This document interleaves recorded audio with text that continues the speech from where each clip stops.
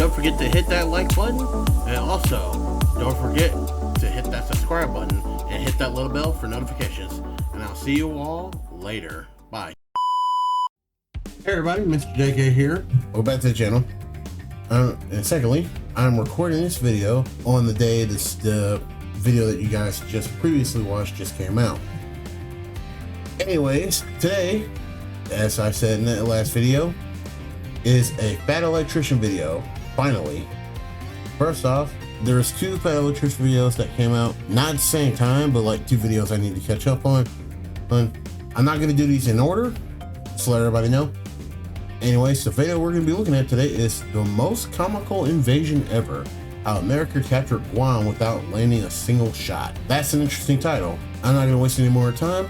I'm just gonna switch scenes here for your viewing pleasure.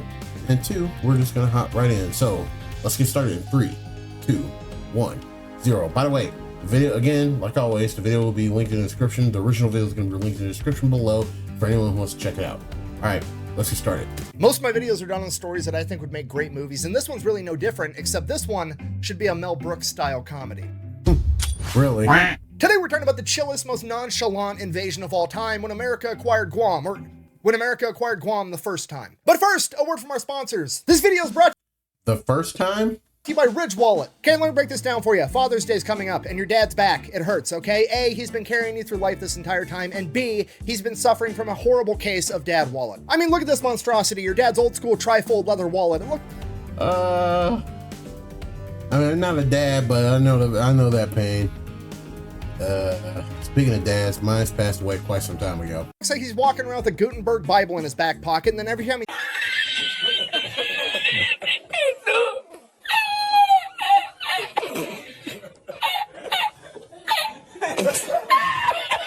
sits down, he's got that thing underneath one butt cheek. It's throwing his hips out of alignment. It's no wonder his back hurts. I mean, this is ancient technology right here. Why are we still doing this? Every time your dad goes to pay for something, he has to pull this brick out of his back pocket.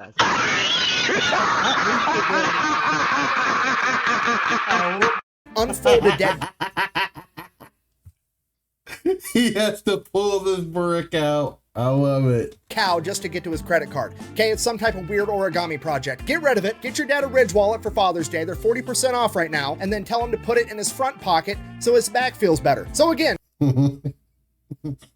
Dude, in all seriousness, I would hope to one day get a Ridge wallet. That's fucking on. That looks awesome. go get your dad a Ridge wallet for Father's Day, something he's actually going to use for once. They're on sale right now. I'll have a link in the description down below. Let's get back to the video. Our story takes place in 1898 during the Spanish-American War. Okay. Now, most people know almost nothing about the Spanish-American War, so real quick, oversimplified version of what's going on. America is basically the new kid on the block trying to establish itself as a world power, and the Spanish Empire has been struggling for a long time. And for the 3 years leading up to this, the Spanish colony of Cuba has been leading a revolution trying to kick out the Spanish. And America has been backing this revolution pretty much from the start for a couple of reasons. One, America at this point in time just doesn't like European colonial powers being anywhere near them whatsoever. And two, if they can beat up on the Spanish and make them kind of forfeit their empire, hopefully it'll create a power vacuum and America can fill that, thus becoming a world power. Because of that, America starts sending warships over to Cuba to protect American interests, aka they were probably giving a bunch of guns and ammo to the Cuban revolutionaries to fight off the Spanish. Then on February 15th, 1898, You know, as you do. a U.S. warship, the USS Maine, blows up inside the harbor in Havana, killing 268 American sailors and sinking to the ocean floor. Now, as we all know, this is like the biggest cardinal sin on the planet, fucking with America's boats. The problem is, we don't know. It took me a minute to realize exactly what just happened. I was like, oh, they touched our boats. Who fucked with the boat necessarily. So the US government and the US media get together and they're like, well, if we don't actually know who did it, we're just going to blame it on whoever is most convenient for us, that being the Spanish, because we want to go to war with them. So that's what they do. The US media pushes it out to the American people that the USS Maine was sunk by the Spanish. The American people are now pissed off, and now America declares war on Spain. Now, to be completely fair, the sinking of the USS Maine is still controversial to this day. It has been investigated and studied and theorized to death at this point. I think the Spanish government, the American government did investigations right after it happened. The American government then did another investigation like 10 years later. Then they did another investigation in the 1970s. And then National Geographic's done an investigation. And it goes on and on and on. Keeps going and going. It all comes down to nobody actually knows what happened, but there's two going theories. Theory number one, and the one that I believe in the most, is that it was an internal explosion, meaning that it was more than likely an accident and the American government just took advantage. Yeah, that sounds about right.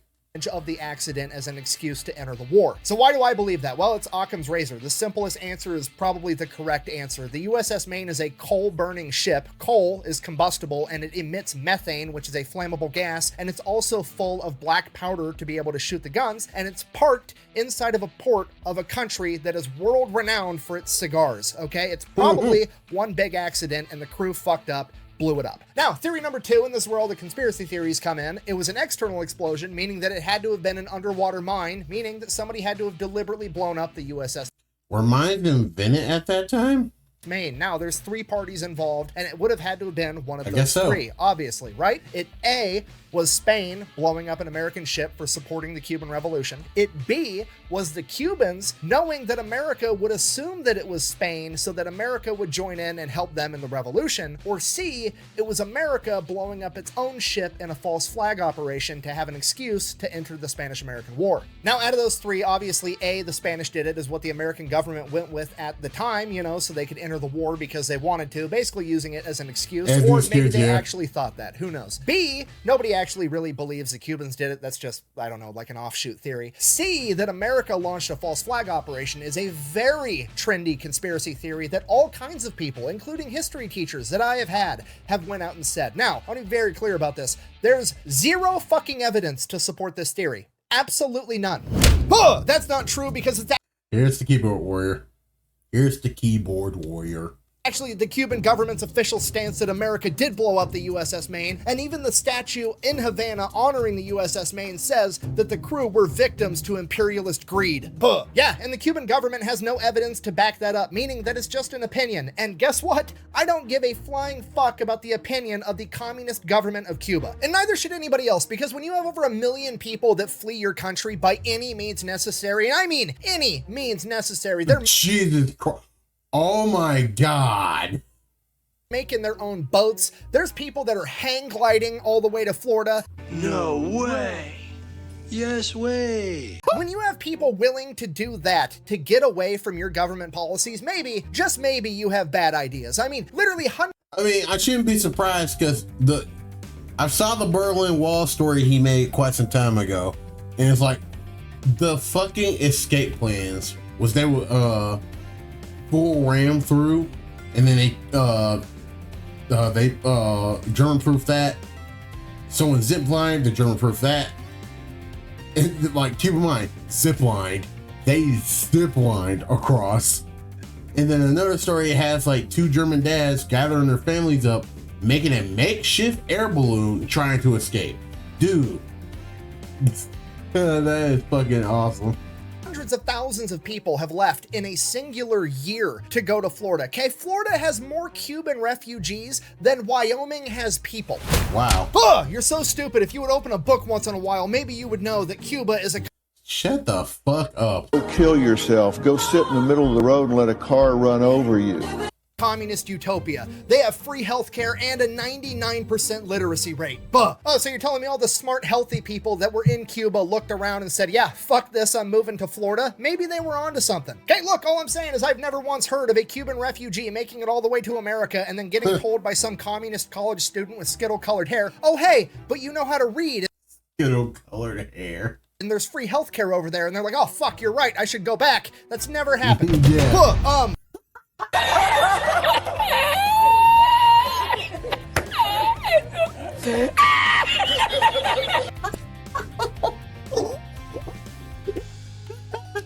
It's the 30th time.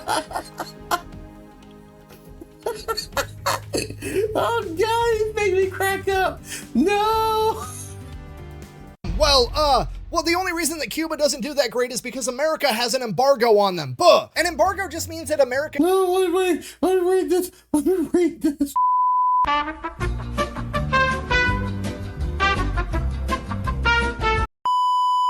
America doesn't trade with you, okay? America's one nation, Cuba's one nation. There's 195 of them on the planet. Try doing business with one of the other 193. Okay, look, all I'm saying is it's really hard to claim to be the superior way to run the world when you can't get along without the capitalism there, okay? Right now, it's the geopolitical equivalent of a 20-year-old kid still living at home that's mad at mom and dad for making him get a job, and now he can't pursue his dream of being a Twitch streamer. Okay, because historically speaking, that's the only way that communism works is when well, I'm not in that same position. I had a job first.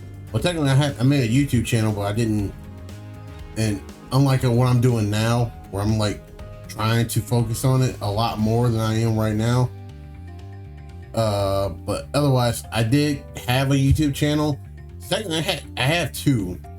This was the second YouTube channel. I had an original YouTube channel called. It's a stupid name. It's called J Manga Remix. And in that channel, I was hard focused on doing manga read-throughs at that time, or like reviews of manga that I was looking at the time, like One Piece, Toriko, and I think My Hero. I basically tried to do manga content at that time. It's there if you want to go check it out. It's called J Manga Remix, if you can find it. When capitalists are funding it. And if you don't believe me, we can look at all the communist nations on the planet. Okay, there's 5 of them. We got North Korea, Cuba, Laos, Vietnam, and China. The only 2 that you can see from outer space at night are Vietnam and China, and I'm sure it's just a coincidence that they're also the only ones that have a McDonald's and a KFC on every fucking block. Okay, I'm calm. What was this video about? Boy, that escalated quickly. It jumped up a notch. It did, didn't it? Sorry, the USS Maine. Very controversial. Regardless, it gets blown up. America uses that as the excuse or the reason to enter the Spanish-American War, declaring war on Spain. So one of the first things that America does is they get a hold of Commander George Dewey. He is the man that is in charge of America's Asiatic fleet, and they are currently stationed in Hong Kong. They go ahead and they give him the order, hey, take the Asiatic fleet from Hong Kong, sail it over to the Philippines, go into Manila Bay, and take the entire thing over, because the Philippines at this point in time is a Spanish colony. So that's exactly what George Dewey does. But before he leaves Hong Kong, he decides he is going to enlist the help of a man by the name of Emilio Alguinaldo. I just realized he said his name was Dewey. I expect nothing, and I'm still let down. Who's currently exiled in Hong Kong because several years prior, he had just led an entire revolution against the Spanish in the Philippines. Now, obviously, you do not see exactly where this is going because America's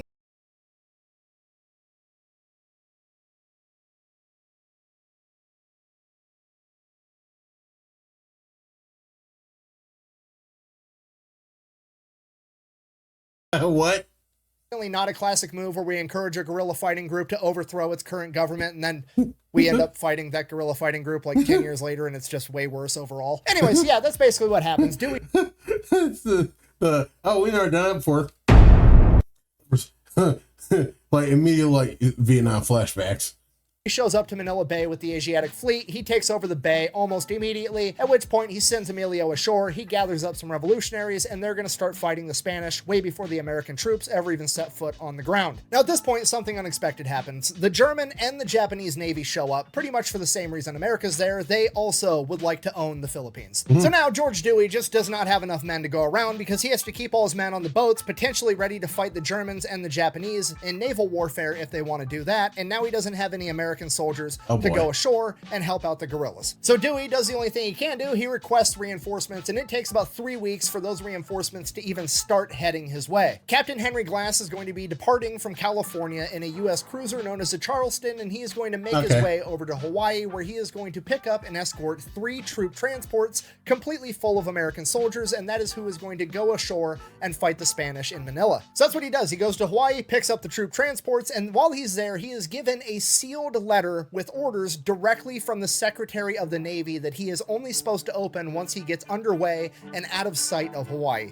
Okay. In uncharted space. Let's go. So now Henry Glass and the men of the Charleston are pumped. They get to go on a super duper top secret mission. So they get out in the open ocean, open up this letter directly from the Secretary of the Navy, and here's what it says. I'm not going to read all that. I'm just going to go ahead and summarize it for you. It essentially says, hey, on your way to Manila, make a quick pit stop in Guam and take it over real quick. It should only take you a day or two. Chop, chop, hurry the fuck up. So now the crew's super pumped. I mean, they wanted combat, and they just got orders to speed run an entire invasion and take over of another country while they're on their way to... That's just about right. Oh, it's a lot better than we usually do. All right, thumbs up. Ready, guys? Let's do this. Leroy! go invade and That's just about America. That's just about America. take over another country. It's like putting bacon bits on bacon. These guys love it. So the crew starts getting ready. They go and they dig through all the maps and books on the ship, trying to find out anything and everything It's the icing on the cake, one would say. they can about Guam. And according to the latest intel, granted it's a couple years old, but damn it, it's the newest intel we've gotten. We've got to go off of it. There's going to be a Spanish warship there and a couple of forts guarding Guam. It is going to be a fierce fight, and we need to get ready for it. So they start training. They start taking barrels, empty crates, anything they can spare, and throwing it overboard. And once it drifts a couple 100 yards away, they open fire on it with the guns for target practice. And this goes on the entire time. And then finally, June 20th, 1898, they arrive at Guam. They're basically trying to prep themselves. It is early in the morning. They're going to attack at first light. 6 a.m. is when they are going to sail in and launch their assault. So it's early morning. It's foggy. The whole crew's on edge. They're ready for combat at any moment. And they're just coming up on Guam, and they're coming up on Guam. And finally, through the fog, they can make out a ship. It's got to be the Spanish warship, right? It's guarding Guam, and they get closer and closer. And right as they're about to open fire on this ship, it's a Japanese merchant vessel. Disappointed!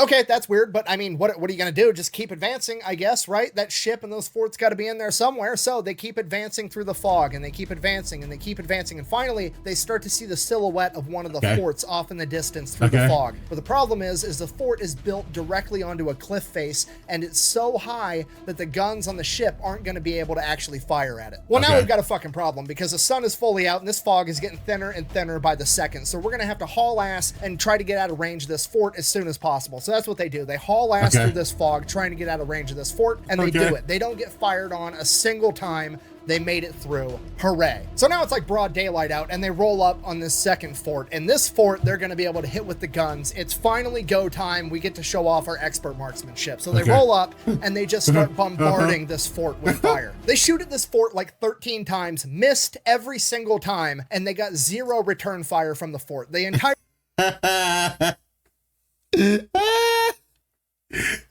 Stormtrooper energy. Their crew is just completely confused. What the fuck is going on? I come here for a shootout, right?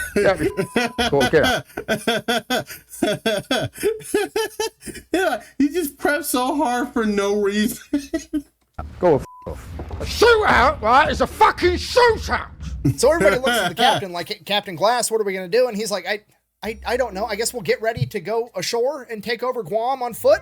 I guess nobody wants to fight us on the water, apparently. So start getting the whaling boats ready. Get your kit on. We're going to go do this. So that's what they do. The whole crew starts getting ready. And while they're getting ready, they start to notice that there's a bunch of people amassing on the beach that they need to go to. So they're like, oh shit, this is going to go down. We're going to get in a fight on foot on this beach. Fucking, it's go time. So they're getting their guns and their kit ready. You know, the intro scene to every military movie ever right before the big mission is going on at this exact moment. And right then, a little tiny boat full of a bunch of Spanish guys rolls up and boards their ship. And the first thing the Spanish guys say are, hey, sorry, we didn't return the salute. We didn't have any black powder or guns ready to do that. And the Americans are like, what? What are you talking about? And they're like, what?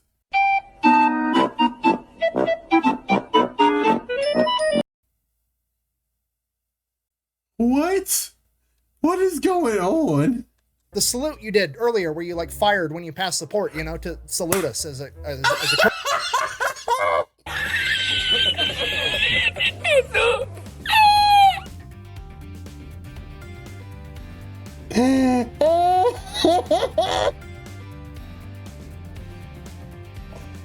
Oh my god, dude, this fucking shit is hilarious. Oh my god, they mistook their firing for a salute. What the fuck?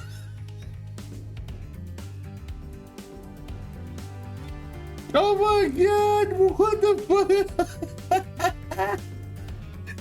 Oh my god, why? What is happening?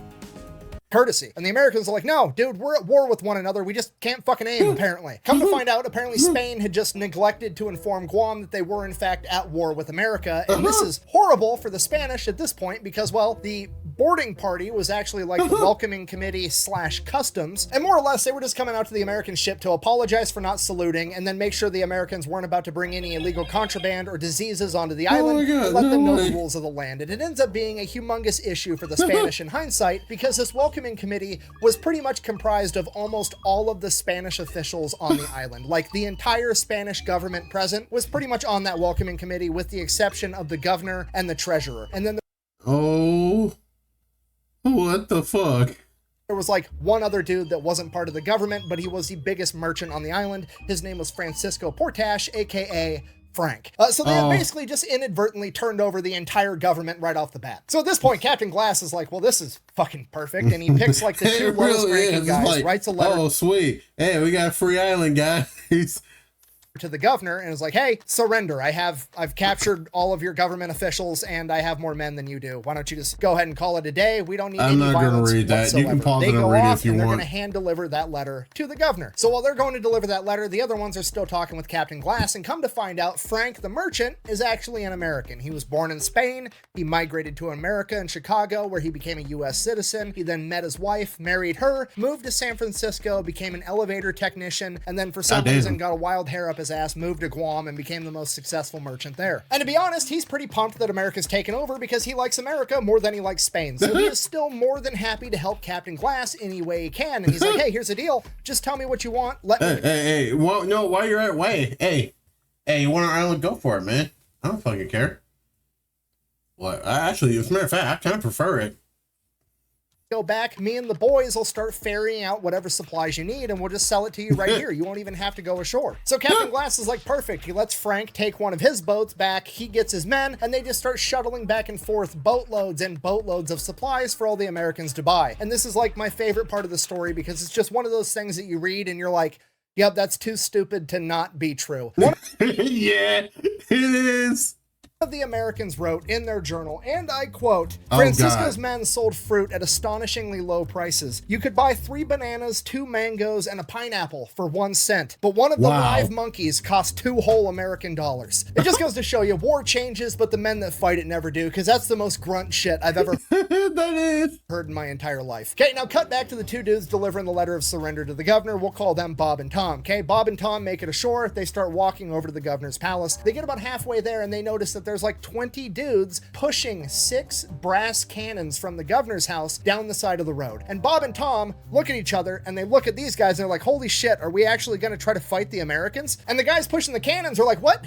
No, we're just bringing these over from the governor's palace so we could return the salute to the Americans. And Bob and Tom are like, don't worry about it. Just put the cannons back. God damn it. So they just keep going. They get to the governor's palace. They give him the terms of surrender, at which point the governor's furious. But also, I mean, what's he going to do? He's got 54 Spanish soldiers, and then Guam has a militia of 52 guys with no training. He doesn't stand a chance. He basically has to surrender. But here's the catch with this whole thing. Captain Glass's letter to the governor actually instructs the governor basically to just hop on a boat and report to the American vessel and turn himself in, and that's not going to fly with the governor, so he writes a letter back that has to get delivered to Captain Glass. And that letter says, and I quote, "It would give me great pleasure to comply with his request and see you personally, but as the military laws of my country prohibit me from going aboard a foreign vessel, I regret to have to decline this honor and ask that you will kindly come ashore, where I await to exceed your wishes as far as possible, and to agree to our mutual situations, asking your pardon for the trouble I caused you, and I guarantee your safe return to your ship.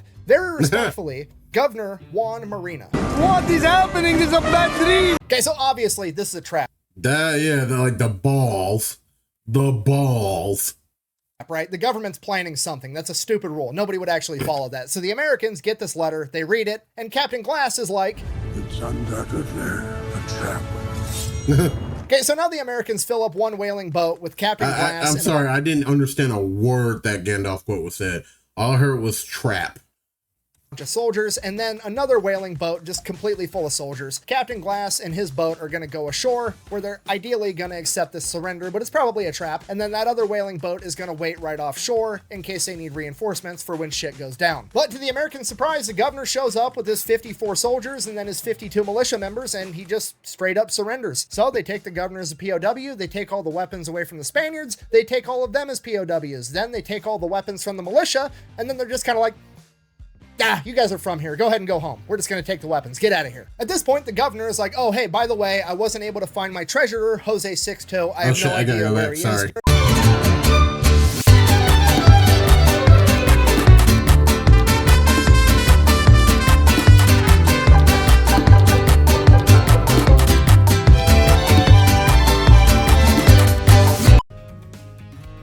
Hi, sorry, this is JK 2 days later, and this is JK recording this 2 days late, recording the rest of this 2 days later, because JK1 forgot to switch cams.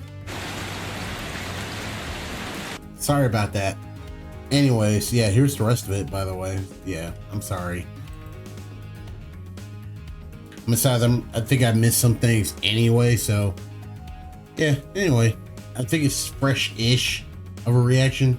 Anyways, yeah, let's get started. It's like, oh, hey, by the way, I wasn't able to find my treasurer, Jose Sixto. I have no idea where he is. Do you want me to send a search party to go find him so you can take him as a POW too? At which point, Captain Glass is like, I mean, this is a giant waste of my time, to be honest with you. No, I don't care. Let's just get everybody on the ship so I can leave. So they get everybody back to the ships. Captain Glass then takes a handful of Americans and sends them out to the fort that they had originally fired on, and they are instructed to fly the American flag over Guam because it is now a U.S. colony. So those guys grab a flag, hop in a boat, and they start sailing out to the fort. While that's going on, Captain Glass is telling everybody what happened. He's like, yeah, it wasn't an ambush. They actually did just straight up surrender. We took the governor as a POW, we took his 54 men as POWs, and then he had 52 militia members, but they were from Guam, so we just took their weapons and let them go home. At which point, one of the original guys from the welcoming committee, you know, the Spanish government, hears that, and he's like, whoa, whoa, whoa. Technically, I was born here. I'm super duper Spanish, but I was born in Guam. Can I go home too? At which point, Captain Glass is like,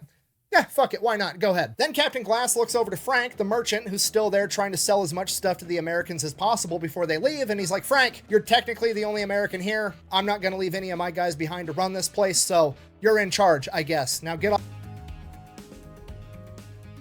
Is that a smart idea? No. Okay. Off my boat and take not Spanish Guam guy with you. So Frank, his men, and the government official dude that's apparently from Guam, Spanish Guam guy, all hop in their little boats and they go back over to Guam. By this point, the Americans have the flag flying over the fort. Captain Glass orders them to fire the cannon as a salute, and then the Americans start lowering the flag. And Captain Glass is like, these idiots are going to take the flag back with them. And what are you? An idiot sandwich. Idiocy on full display. And we're going to colonize an entire island, and then we're not even going to leave a flag there so nobody knows that it's our territory. A little while after that, the American detail shows back up in their whaling boat with the American flag in hand, at which point Captain Glass is like, why? Why on earth would you take the flag down? And they're like, oh shit, I didn't even think about that. You want us to run back over there and hang it up? And Captain Glass is like, no, I don't. Just get in the ship. We're leaving. Just the full dad energy right away. Complete dad energy of like, no, get your ass. He said that. Okay. Ass in the car, we're going to Manila. And that's it, they bounce. Just the most nonchalant, ridiculous invasion / capture of any territory ever. Okay, zero bloodshed. The Americans rolled up, captured the entire government, captured the entire military, put nobody else back in charge other than some random dude claiming to be an American that's named Frank. And then they didn't even give him like documentation or anything. Just literally gave him the verbal, hey, you're in charge now. So what dumb idea, by the way. Frank is literally just showing back up on the beach in a boat being like, hey, the teacher said I get to be the line leader, motherfuckers. Yeah, that's the energy. Beautiful morning. Keep it running. Okay, if you're not picking up what I'm putting down, I'm trying to tell you that I believe this is the first time that America created a gigantic power vacuum and then just left it completely unsupervised. But not to worry, I'm almost positive that America is going to learn from this mistake the first time and will never ever do it again. You will be... Yeah, I'm sensing a butt. Punished for your decadent ways on the first day of Radaman. You... wait a minute, did I just say, what did I say, Radaman? Blah, blah, blah, blah. Okay, for real though, I need you guys to fully grasp how crazy this situation is for Guam, okay? Imagine that you woke up tomorrow and the American government was gone. The cops, gone. The military, gone. Nobody knows what happened, and there's just one dude named Frank that said, hey, Joe Biden put me in charge. Fucking what? What's your response to that, sir? That fucking energy. This dumbass and smile.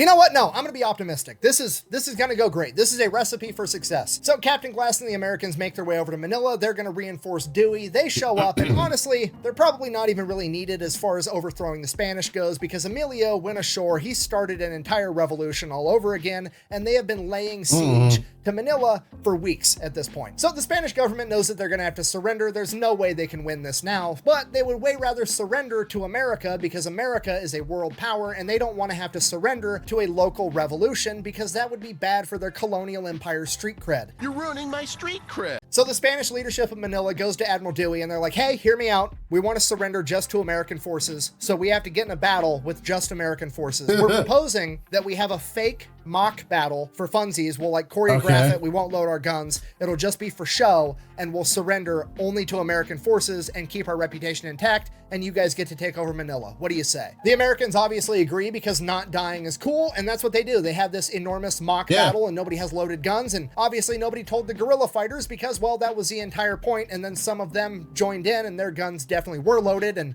49 Spanish soldiers ended up getting shot, and then the Spanish started returning fire because they didn't know what was going on, so then 6 Americans got shot and killed. I'm sorry, what'd you say? Goddamn! I did it again. Yay. Anyways, what the hell did he say? And that's what they do. They have this enormous mock battle, and nobody has loaded guns, and obviously nobody told the guerrilla fighters, because, well... Oh, they didn't... Oh, standard. Okay. Well, that was the entire point, and then some of them joined in, and their guns definitely were loaded, and 49 Spanish soldiers ended up getting shot, and then the Spanish started returning fire because they didn't know what was going on, so then 6 Americans got shot and killed. But other than that, the mock battle was kind of successful, I guess. Yeah, I stabbed a man in the heart. You're going to jail.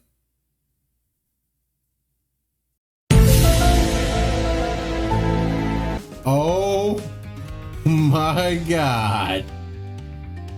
I didn't even notice this. What the? What? Why do you have that? Why is Brendan Herrera, a picture of Brendan Herrera looking like Tommy Bahama, just sitting right here in the background? Has that always been there?